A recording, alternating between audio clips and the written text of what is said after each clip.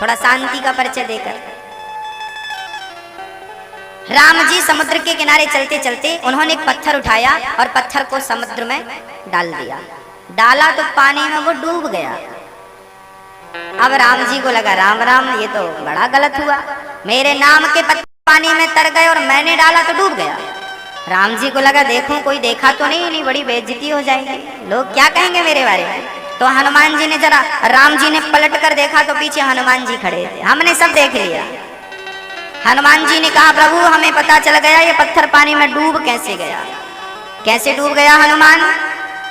हनुमान जी ने बड़ी नम्रता से कहा प्रभु जिस पत्थर पर राम का नाम लिख दिया जाए वो तो आपके नाम के सहारे तर ही जाएगा, लेकिन जिसे आपने ही अपने हाथों से छोड़ दिया हो वो तो डूब ही जाएगा ना सरकार।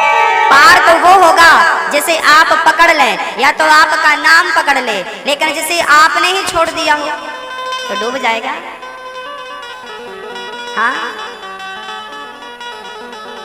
पार होगा वही जिसे पकड़ोगे राम, पार होगा वही जिसे पकड़ोगे राम, जिसको छोड़ोगे जिसको छोड़ोगे पल भर में डूब जाएगा, जिसको छोड़ोगे पल भर में डूब जाएगा। तो छोड़ देंगे तो डूब ही जाएगा। राम नाम के पत्थर पानी में तर गए। रावण के नगर में हल्ला मच गया। लंका में वहां की मीडिया सक्रिय हो गई और रावण का इंटरव्यू लेने लगी। क्या आपके नाम के पत्थर पानी में तरेंगे? अब रावण बड़ा परेशान है।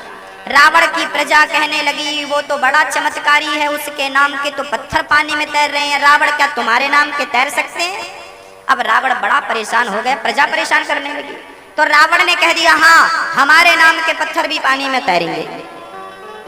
लो भैया, दूसरे दिन सारी मीडिया इकट्ठी हो गई, सारे पत्रकार बंधु इकट्ठे हो गए, पूरी लंका के भक्त इकट्ठे हो गए। रावण ने कहा सवेरे 9 बजे मैं अपने नाम का पत्थर पानी में तैरा के दिखाऊंगा। भीड़ लग गई समुद्र के किनारे। रावण ने एक पत्थर उठाया और पत्थर पर लिखा रावण, और रावण लिख करके अब सारे लोग देख रहे हैं टुकुर टुकुर रावण पर। रावण ने मन में विचार किया कि पत्थर डूबा तो मेरी इज्जत डूबी। तो रावण ने पत्थर पर रावण लिखा और पानी में डाला, और साहब जब पानी में डाला ना तो पत्थर पानी में तैर गया, तैरने लगा। रावण ने चैन की सांस ली, आहा बड़ी शांति मिली। सारे लोग रावण की जय जयकार कर, रावण हमारा रावण भी कम नहीं है, रावण जिंदाबाद, रावण जिंदाबाद। सारे लोग जिंदाबाद के नारे लगा के घर चले गए। रात को मंदोदरी ने पूछा स्वामी जी सच्ची बताओ पत्थर पानी में कैसे तैर गया? तब रावण ने कहा मंदोदरी किसी से कहना मत, आज राम ने तो हमारी लाज बचा ली, राम ने तुम्हारी लाज बचा ली।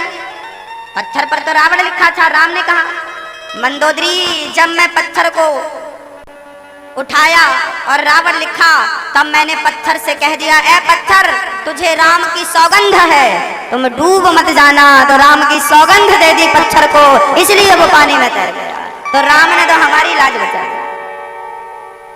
तो राम नाम का चमत्कार तो लंका में भी हुआ था। ये चमत्कार है, और जिसे चमत्कार देखना हो उसे आज भी बहुत सारे चमत्कार देखने को मिल जाएंगे, देख लो। पर हमें चमत्कार देखने की आवश्यकता नहीं है। हमारा राम हमारे जगन्नाथ तो घट घट में व्याप्त है। यहाँ जगन्नाथ, यहाँ जगन्नाथ, सब जगन्नाथ, सब जगह वही है। हमें जरूरत नहीं है चमत्कार की, हमारा तो उनकी प्राप्ति करना ही एक उद्देश्य है। अब चमत्कार के बाद हम यकीन करें, विश्वास करें ना, नाम का आश्रय ले लो, भव सागर से पार निश्चित चले जाओगे। लंका में पत्थर तैर रहे हैं राम नाम के, सेतु बन गया पत्थर से, राम नाम के बल पर पूरी सेना पार हो गई। उस नाम का सहारा हम लेंगे तो क्या हम नहीं तर जाएंगे? अजामिल तर गया, आप भी प्रेम से नाम जपो। एक सज्जन हमसे बोला महाराज जी राम का नाम जपेंगे तो क्या होगा? हमने कहा मुक्ति मिल जाएगी, भगवान मिल जाएंगे। बोले कैसे मिल जाएंगे, हम नहीं मानते इन बातों को। हमने कहा भाई साहब एक बात बताओ, एक बार क्या हुआ, कुछ जुआनी लोग ना जुआ खेल रहे थे। भैया जी, ओ भैया, दादाजी, इस तरफ देख रहे हो, बारात वारात तो नहीं? हाँ, नहीं, सबकी नजर इसी तरह हमें लगी बारात आ रही है। आपका ध्यान बहुत जल्दी भटक जाता, क्यों? हाँ, ध्यान दीजिए थोड़ा। क्या है, मन को स्थिर करना सीखिए। सुई हिलती रहेगी ना तो सुई के भीतर धागा कभी नहीं जाएगा, और चला जाए तो आप बता दो। यदि धागा डालना हो तो सुई को पहले स्थिर करना होगा, केंद्रित करना होगा, तब धागा डलेगा। ऐसे मन तो बहुत हिल डुल रहा है, तो फिर भक्ति का धागा हृदय में कैसे प्रवेश करेगा? भक्तों, यदि भक्ति का धागा डालना चाहते हैं तो मन रूपी सुई को पहले केंद्रित करना पड़ेगा, स्थायी करना पड़ेगा। अब आप कथा सुनने आए हैं पर देख यहाँ रहे हैं बार बार, ठीक नहीं है। इसलिए इस तरफ देखिए, मुंह ही उस तरफ हो गया है कई लोगों का। तो बोलो राधे राधे। चलिए, एक बार क्या हुआ, कुछ जुआनी लोग जुआ खेल रहे थे और एक चोर चोरी कर रहा था रात के 2 बजे। तभी किसी ने आवाज लगाई, पुलिस। क्या हुआ, पुलिस का नाम सुनते ही, पुलिस का नाम सुनते ही जुआनी लोग भाग गए और चोर भी वहां से भागा। किसका नाम सुना? पुलिस का नाम सुनते चोर भागते हैं कि नहीं? जुआनी भागते हैं कि नहीं? हाँ या ना? यदि पुलिस का नाम इतना पावरफुल है कि उसका नाम सुनकर चोर और जुआनी भाग जाते हैं, तो राम का नाम सुनकर के काम क्रोध लोभ मोह के चोर भाग जाएं तो उसमें आश्चर्य क्यों करते हो? ये भी तो चोर हैं जो तुम्हारे हृदय में डेरा डाल रखा है, ये चोर भी भाग जाते हैं। राम का नाम इतना पावरफुल है, बस श्रद्धा से जप कर तो देखो, प्रेम से जप कर तो देखो। मंत्र जाप मम दृढ़ विश्वासा, पंचम भजन सुवेद प्रकाश। भगवान का नाम जपना तो चाहिए, पर शर्त है कि विश्वास से जपना चाहिए। राम राम सब कोई कहे, दशरथ कहे न कोई। ये दशरथ क्या है? अच्छा, राम जी जहां पैदा भय ना वहां भी 10 है, और राम जी जहां गए वहां भी 10 है। दशरथ के घर पैदा हुए और दशानन को जाके मार दिया। तो राम जहां पैदा हुए थे वहां भी संख्या 10 थी, दशरथ। और राम जी लंका में गए तो वहां भी लंका में भी कौन था? 10 संख्या वाला था कि नहीं? कौन था? दशानन, 10 मुख। तो दशरथ के घर पैदा होते हैं और दशानन को मार देते हैं। इसका अर्थ क्या है? बोले दशरथ की इंद्रियां अंतर्मुखी थी। हमारी कितनी इंद्रियां हैं? कितनी इंद्रियां हैं? 10। कौन कौन सी?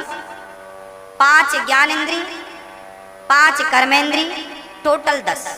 ये कर्मेंद्री और ज्ञान इंद्री क्या है, जरा ध्यान पूर्वक समझ लीजिएगा। जिनसे ज्ञान होता है उन्हें ज्ञान इंद्री कहते हैं, जिनसे कर्म होता है उन्हें कर्मेंद्री कहते हैं।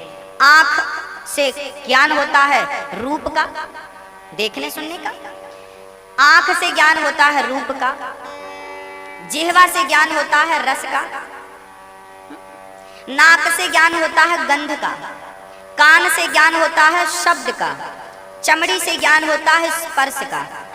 शब्द, स्पर्श, रूप, रस और गंध, ये 5 ज्ञान इंद्री हैं। आंख से देखने का, कान से सुनने का, नाक से सूंघने का, जिह्वा से रस का, स्वाद का, और ये चमड़ी, ये भी इंद्री है। हाँ हाँ, कितनी इंद्रियां हो गई? आप इन 5 की गुलामी कर रहे हो कि नहीं? आंख चाहती है अच्छा अच्छा देखना, कान चाहते हैं अच्छा अच्छा सुनना, नाक चाहती है बढ़िया बढ़िया सूंघना, और ये जिह्वा चाहती है बढ़िया बढ़िया चखना, ये शरीर चाहता छूना, स्पर्श करना। पूरी जिंदगी इनकी भरपाई करते निकल गई, क्या इनकी इच्छाएं पूरी भई? और 5 हैं कर्मेंद्रियां, जिनसे कर्म होता है। हाथ से होता है लेने देने का, ये हाथ कर्मेंद्रिय इंद्रिय। पांव से कर्म होता है चलने फिरने का। मुंह से कर्म होता है बोलने बतलाने का। और मूत्र द्वार और मल द्वार, 2 गुप्त इंद्रियां, जिनसे मल और मूत्र का हम त्याग करते हैं, वो भी कर्म है। तो 3 और 2 5, ये और 5 वो, 10 इंद्रियां। इन 10 को चलाने वाला कौन है? इन 10 को चलाने वाले का नाम है मन। कौन चलाता है? मन के ऊपर है बुद्धि। बुद्धि निर्णय देती है। यदि आपकी बुद्धि मजबूत है तो फिर आपकी इंद्रियां गलत नहीं होंगी। बुद्धि के ऊपर होता है विवेक। बुद्धि तो सबके पास होती है पर विवेक सबके पास नहीं होता। गोस्वामी जी रामचरितमानस में कहते हैं, बिनु सत्संग विवेक ना। हाँ, बुद्धि सबके पास हो सकती है पर विवेक सबके पास नहीं होता। सत्संग करने वाले को ही विवेक प्राप्त होता है। ये विवेक की पहचान क्या है? बोले, जो सबको, ये तुम्हारी माँ है, ये हमारा पिता है, तो माँ बाप की सेवा करनी चाहिए। यदि आप सेवा करते हैं माँ बाप की इस भाव से कि करनी चाहिए, तब तो आप बुद्धिमान हैं। लेकिन आप कहते हैं कि ये माँ बाप नहीं, ये तो भगवान है। जब हम आप में भगवान को देखने लगे, जब आप में भगवान को देखने लगे, माता पिता में भगवान को देखने लगे, गुरु में भगवान को देखने लगे, पशु पक्षी में भगवान को देखने लगे, तब समझ लेना कि अब हम बुद्धिमान नहीं, अब हम विवेकशील पुरुष हो चुके हैं। ये विवेकशीलों का लक्षण है। जहां उन्हें कण कण में परमात्मा नजर आने लगे, वो विवेकशील लोग। और ये बुद्धि कब प्राप्त होती है? ये क्षमता कब आती है? जब आप सत्संग करें, बिनु सत्संग। महाराष्ट्र में एक संत हुए हैं, श्री नामदेव जी महाराज। नामदेव जी रोटी बना के रखे, अंदर घी की कटोरी लेने गए कि घी चुपड़ करके मैं रोटी पे और भगवान को भोग लगाऊं। रोटी के लिए घी लेने गए, तब तक बाहर कुत्ता आया और कुत्ता पूरी रोटी मुंह में दबा के भागा। कटोरी घी की हाथ में लेकर श्री नामदेव जी दौड़ने लगे, प्रभु जी रुक जाओ, प्रभु जी रुक जाओ, प्रभु जी रुक जाओ, सूखी रोटी मत खाओ, आपका दिया घी है, घी चुपड़ के खाओ। सारे लोग कहने लगे, बाबा पागल हो गया, कुत्ता को भगवान कहता है। नामदेव जी बोले, तुम्हें कुत्ता लग रहा होगा, पर हमने तो भगवान के लिए रोटी रखी थी, इस रूप में भगवान ही भोग लगाने के लिए आए हैं। और कुत्ते के पीछे दौड़ पड़े। सारी दुनिया कुत्ता देख रही थी पर भक्त को भगवान दिखाई पड़ रहे थे। तब भक्त की जिद के कारण उस कुत्ते से भगवान को प्रकट होकर भक्त को दर्शन देना पड़ा। जाकी रही भावना जैसी, प्रभु मूरत देखी तिन्ह तैसी। भगवान केवल मंदिर में है। ये चीज देखने वाले, भगवान को केवल मंदिर में देखने वाला पहली क्लास का विद्यार्थी है। यदि आप भगवान को केवल मंदिर में देख रहे हैं तो इसका अर्थ है आप पहली क्लास के विद्यार्थी हैं। और परमात्मा को आप सब में देख रहे हैं, पशु पक्षी में, वृक्षों में, मनुष्यों में। जब सब में भगवान को, कण कण में भगवान को देखने लगेंगे, आप पीएचडी के विद्यार्थी हो गए, आप श्रेष्ठ विद्यार्थी हैं, आपकी भक्ति परिपक्व हो गई। आपकी श्रेष्ठता का यही परिचय है कि आप सब में राम को देखें, सब में भगवान को देखें। भगवान आपकी भावना पर निर्भर करता है, आपके प्रेम पर निर्भर करता है।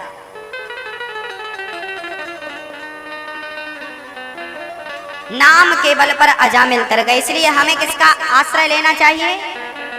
नाम का। क्या कहो? हमेशा कहते रहो। और माँ कहते ही दरवाजा लॉक हो गया, बंद हो गया, बाहर के पाप अंदर नहीं जा सकते, राम। इसलिए मुंह खुला रा कहते और माँ कहते बंद। सारे पाप निकल जाते हैं भक्तों, जन्म जन्म के पाप निकल जाते हैं। इसलिए राम नाम कहने में कंजूसी ना करना चाहिए। घर पर बैठकर भी संकीर्तन हम सभी को प्रेम से करना चाहिए। एक सज्जन हमसे कहने लगे, महाराज जी हम भगवान को नहीं मानते। हमने कहा भैया तुम क्यों नहीं मानते? बोला महाराज जी हमने भगवान को देखा नहीं, इसलिए हम नहीं मानते। कई लोग ना प्रश्न खड़ा करते हैं, हम तो भगवान को नहीं मानते, हम तो राम नाम को नहीं मानते। क्या कभी तुमने देखा भगवान को? कई लोग आपसे पूछते होंगे तुमने भगवान को देखा? नहीं साहब हमने तो नहीं देखा। अरे जब देखा होता ही नहीं। कई लोग ना दलीलें रखते हैं, नहीं भगवान को हम नहीं मानते, होता ही नहीं। एक नौजवान छोरा मेरे पास आया, बोला महाराज जी भगवान को मैं नहीं मानता। मैंने कहा बढ़िया, नहीं मानो भाई, नहीं मान रहे हो तो इसमें नुकसान हमारा थोड़ी है, मत मानो। आपके मानने और ना मानने से फर्क क्या पड़ेगा? किससे फर्क पड़ेगा? किसका घटेगा ये बताओ भाई। उल्लू जो होता है ना, एक बार ना लाल माटी के सारे उल्लू मीटिंग करने लगे कि भाई देखें तो सूरज है कि नहीं। बूढ़े बूढ़े उल्लुओं ने कहा सूरज तो है ही नहीं, सूर्य तो होता ही नहीं। सारे उल्लुओं ने निर्णय ले लिया कि सूरज नहीं होता, क्योंकि हमें दिखता नहीं। अब बताओ सूर्य भगवान होते हैं कि नहीं? पर उल्लुओं को नजर नहीं आते। उल्लू कहता है सूरज है ही नहीं, क्योंकि उसे नजर नहीं आता ना। अरे सूरज तो है, उल्लुओं को नजर नहीं आता। ऐसे हमने कहा भगवान तो है, तुम जैसे उल्लुओं को नजर नहीं आता तो हम क्या करें? उल्लू हो तुम। अच्छा, एक बात बताओ, जहर पीने से क्या होता है? जहर पीने से क्या होता है मैया? क्या होता है? मर जाते हैं। जहर पीने से क्या होता है? मर जाते हैं। हाँ बोलो बोलो, मर जाते हैं। अच्छा, जहर पीने से मर जाते हैं, ये बात आपको कैसे पता? आपने कभी पिया? आपने कभी प्रैक्टिकल किया? जब आपने पिया ही नहीं तो कैसे कह रहे हो कि मर जाते हैं? प्रैक्टिकल किया? आप कह रहे हैं जहर पीने से लोग मर जाते हैं। भाई हमने तो कभी पिया ही नहीं। जब हमने पिया ही नहीं, हमने अनुभव किया ही नहीं, तो हम कह तो रहे हैं ना मर जाते हैं। भाई जब तुम जहर पर भरोसा कर सकते हो कि जहर पियोगे तो मर जाओगे, तुमने पिया नहीं, सुना है, देखा है, पियोगे तो मर जाओगे, ऐसे ही तुम्हें जहर पर भरोसा है कि जहर पियोगे तो मर जाओगे, तो भगवान पर भरोसा क्यों नहीं है? नाम लोगे तो तर जाओगे। हमने देखा है कि नाम लेकर लोग तर गए। तुम जहर पर भरोसा कर सकते हो तो भगवान पर संदेह क्यों करते हो? उस नाम पर तुम्हें संदेह क्यों है? तुमने जहर का भी प्रैक्टिकल नहीं किया, तुमने जहर को भी नहीं पिया, राम नाम को भी तुमने नहीं, राम को भी नहीं देखा, जहर को भी तुमने महसूस नहीं किया। तो भाई दोनों के बारे में सुना है, जहर के बारे में सुना है कि पियोगे तो मरोगे, और राम के बारे में सुना है ना राम नाम लोगे तो तरोगे। सुना दोनों के बारे में है, चखा किसी को नहीं है। तो भाई यदि जहर पे तुम्हारा विश्वास चला गया तो राम पर भी चला जाए ना। जहर पर भरोसा बन गया तो राम नाम पर भी भरोसा होना चाहिए, क्योंकि मंत्र जाप मम दृढ़ विश्वास। भगवान की भक्ति के पहले शर्त है विश्वास होना चाहिए। ये विश्वास का सब्जेक्ट है। इसलिए कसम खा लो कि अब रोज हम भगवान का नाम जपेंगे, रोज हम कीर्तन करेंगे, बिना कीर्तन के बिना नाम के भोजन पानी ग्रहण नहीं करेंगे। नियम होना चाहिए, सोते सोते राम, जागते जागते राम, चलते चलते राम, कुछ भी करो बस सीताराम सीताराम सीताराम सीताराम सीताराम सीताराम गाते रहो, गाते। नाम बड़ा प्रभावशाली है। एक बार इंद्र ने अपने गुरु का अपमान कर दिया। गुरुजी नाराज होकर चले गए, बृहस्पति जी। तब इंद्र ने जबर इमरजेंसी में विश्व रूप को अपना गुरु बनाया और नारायण कवच की दीक्षा ली। नाम जपने लगे। अजामिल इंद्र का सारा दूर हो गया। नारायण कवच की दीक्षा ली। ओम हरिर्वेद ध्यान मम सर्वरक्षाम न्यस्तांग्रि पद्मः पदगेन्द्र पृष्ठे दरारि चरमा सिगदेषु चापा पाषाण दधानोष्ट गुणोष्ट बाहु जले सुमाम रक्षतु मत्स्य मूर्तिर्यादो गणेभ्यो वरुणस्य पासा स्थले सुमाया वटुवामिनो व्यात्रिविक्रमः खेवतु विश्वरूपा दुर्गे सुटव्या जिंखादिषु प्रभु पायान सिंहो सूर्यूथ पारी। नारायण कवच की जब दीक्षा हुई, इंद्र का सारा कष्ट दूर हो गया। इंद्र ने अपने गुरु विश्वरूप से यज्ञ कराया, विश्वरूप ने यज्ञ किया, उन्होंने राक्षसों को आहुति दे दी। इंद्र नाराज हो गए, हमारे गुरु ने विश्वासघात किया, राक्षसों को आहुति दे दी। इंद्र ने वज्र निकाला और अपने गुरु का सिर काट दिया विश्वरूप का। इंद्र को ब्रह्म हत्या लगी। तब इंद्र ने 1 वर्ष तक तो ब्रह्म हत्या रखी। उसके बाद उन्होंने अपनी हत्या को 4 लोगों में बांट दिया। पहली दे दी स्त्रियों को, स्त्रियों में आज भी रजस्वला के रूप में वो हत्या नजर आती है। दूसरी हत्या दे दी वृक्षों को, वृक्षों में जो गोंद गाद होती ना, गोंद, ये ब्रह्म हत्या का स्वरूप है। तीसरी हत्या दे दी जल को, जल में जो झाग होता है ये ब्रह्म हत्या है। चौथी हत्या दे दी पृथ्वी को, ये पृथ्वी में जो बंजर भूमि होती है ये ब्रह्म हत्या। इंद्र ने चारों को एक एक स्थान दिया और एक एक वरदान भी दिया।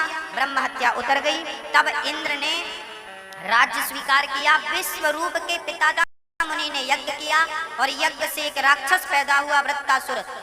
त्वष्टा मुनि ने कहा जाओ राख इंद्र को मारो। वृत्तासुर इंद्र को मारने चला। इंद्र ने दधीची की हड्डियों का वज्र बनाया और उस हड्डी से वृत्तासुर से युद्ध किया। वृत्तासुर ने उस हड्डी से बने वज्र को देखा तो वज्र को प्रणाम करते हुए स्तुति करना शुरू कर दिया। अहम हरे तव पादैकमूला दासानुदासो भवितास्मि भूयः मनः स्मरेता सुपतेर्गुणांस्ते गृणीत वा कर्म करोतु कायः। चरणों में गिर पड़ा वृत्तासुर। राजा परीक्षित ने प्रश्न कर दिया, गुरुदेव वृत्तासुर तो राक्षस था, फिर राक्षस होकर उन्होंने भगवान की स्तुति क्यों करी, जरा ये बात हमें सुनाई। तब बतलाए कि सुनो, ये वृत्तासुर इस जन्म में तो राक्षस था, पिछले जन्म में ये एक राजा था, चित्रकेतु नाम का एक राजा था। देखिए हमारे पिछले जन्म के फल हम इस जन्म में भोग रहे हैं, इस जन्म का अगले जन्म में भोगेंगे। भाई 4 महीने पहले आपने धान बोई थी तो वो अभी कट गई कि नहीं? अब जो अभी बोई है वो 4 महीने बाद कटेगी कि आज बोई कल काट लो। जो कल बोई थी वो आज कटेगी, जो आज बोई है वो कल कटेगी। जो पिछले जन्म में अच्छा बुरा किया वो आज हमें मिल रहा है, जो आज करेंगे वो आगे हमें मिलेगा। जैसी करनी वैसी भरनी, आज किया कल पाएगा। चढ़ता सूरज धीरे धीरे ढलता है, ढल जाएगा। हमारे अपने कर्मों से ही हमें सब कुछ मिलता है। भक्तों, आपकी किस्मत कौन बनाता है? हमारी किस्मत कौन बनाता है? लोग कहते हैं ना, किस्मत में होगा तो मिलेगा। जो व्यक्ति किस्मत के भरोसे बैठा है, यह व्यक्ति सबसे मूर्ख है। जो व्यक्ति किस्मत के भरोसे बैठा, किस्मत में होगा तो मिलेगा, ये सबसे मूर्ख व्यक्ति है। किस्मत कौन बनाता है? किस्मत कह लो, भाग्य कह लो। लोग कहते हैं ना भाग्य में होगा तो मिलेगा, ये भाग्य कौन बनाता है? किस्मत कौन बनाता है? भगवान किस्मत लिखता तो है, लेकिन लिखता वही है जो आपके कर्म होते हैं। भाई आप कचहरी जाएं, 100 रुपए का स्टाम्प खरीदें तो स्टाम्प पे आप जो लिखवाना चाहेंगे वही लिखेगा ना टाइपर। आप कहो भाई ये लिखो, वही लिख, अपने मन से तो लिखता नहीं है ना वो, आपको बोलना पड़ता ये लिखो, लिख टाइप करके दे देता। 100 रुपए का स्टाम्प लो भैया। ऐसे ही आपने अच्छा किया है तो भगवान अच्छे का अच्छा फल देता है, बुरे का बुरा फल देता है। आपके कर्म ही आपकी किस्मत को बनाते हैं। परमात्मा केवल टाइपर है, वो टाइप करता है। परमात्मा जज है। एक जज ने किसी को फांसी की सजा दे दी, वही जज किसी को बाइज्जत बरी कर दिया। अब बताओ, जिसको फांसी की सजा दी, क्या जज का वो दुश्मन था? जज की कोई पर्सनल दुश्मनी थी तो फांसी क्यों दे दी? अब बताओ, क्या जज ने उसे फांसी दी? किसी अपराधी को फांसी की सजा मिल गई तो क्या जिम्मेदार जज है? उसके अपने ही कर्म जिम्मेदार है। जज ने तो केवल जजमेंट सुनाया, डिसीजन दिया। जज जिम्मेदार नहीं है, तुम्हारे अपने गुनाह, तुम्हारे अपने कर्म जिम्मेदार है। ऐसे ही आपको दुख मिला तो जिम्मेदार पड़ोसी नहीं है, जिम्मेदार आप स्वयं हैं। आपको सुख मिला, जिम्मेदार दुनिया नहीं है, जिम्मेदार आप स्वयं हैं। इसलिए आपके सुख का, आपके दुख का, आप स्वयं ही अपने सुख और दुख के जिम्मेदार होते हैं। और कोई जिम्मेदार, किसी को दोष देना गलत बात है। ये बात मैं नहीं कहता, रामचरितमानस में लक्ष्मण जी कहते हैं। लक्ष्मण जी कह रहे हैं, को ना काहू को सुख दुख कर दाता, निज कृत कर्म भोग सब भ्राता। को ना काहू को सुख दुख कर दाता, निज कृत कर्म भोग सब भ्राता। को ना काहू को सुख दुख कर दाता। कोई किसी को सुख नहीं, कोई किसी को दुख नहीं, अच्छे का अच्छा, बुरे का स्वयं व्यक्ति भोगता है। और दोष, मिथ्या दोष लगाया किसी को, दोष मत लगा। अच्छा, राम जी वनवास गए तो बताओ, राम जी के वनवास जाने में क्या कैकेयी जिम्मेदार थी? कैकेयी को दोष लगाओगे?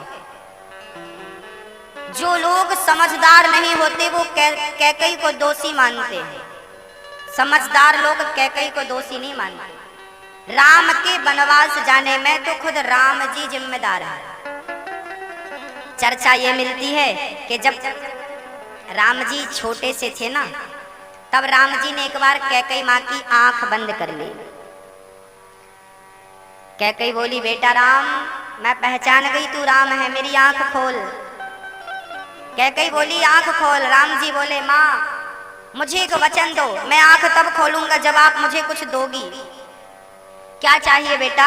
राम जी बोले, माँ जब पिता मुझे राजा बनाने लगे तब आप मुझे वनवास भेज देना माँ, मैं जंगल जाऊंगा और वहां जाकर भक्तों को दर्शन दूंगा।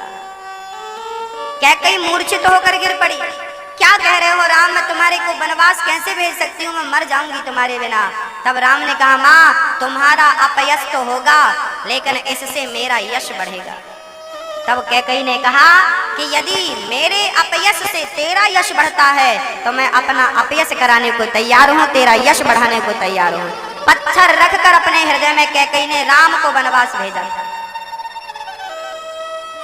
राम के वनवास जाने में स्वयं राम जिम्मेदार थे। जिनकी इच्छा के बिना पत्ता नहीं हिलता, उन परमात्मा को क्या कोई वनवास भेज सकता था? कैकेयी में, मंथरा में क्या हिम्मत थी? सबही नचावत राम गोसाई, उमा दारु जोसित की नाई। सारी सृष्टि जिनकी मर्जी से चलती है, ब्रह्मांड निकाया निर्मित माया, राम राम प्रतिवेद कहें, जिनके राम राम में ब्रह्मांड लटक रहे हैं, जिनकी इच्छा से सूर्य चंद्रमा चल रहे हैं, तारे और ग्रह चल रहे हैं, वो परमात्मा का मंथरा के कहने से वनवास जाएगा? राम के वनवास जाने में मंथरा जिम्मेदार नहीं थी, राम के वनवास जाने में खुद राम जिम्मेदार थे। राम स्वयं चाहते थे कि मैं वनवास जाऊं। पिता दीन मोहि कानन राजू।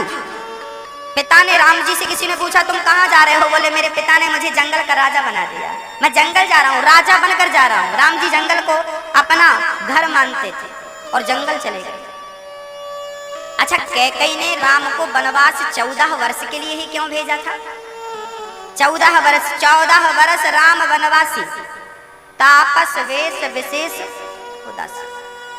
14 वर्ष का ही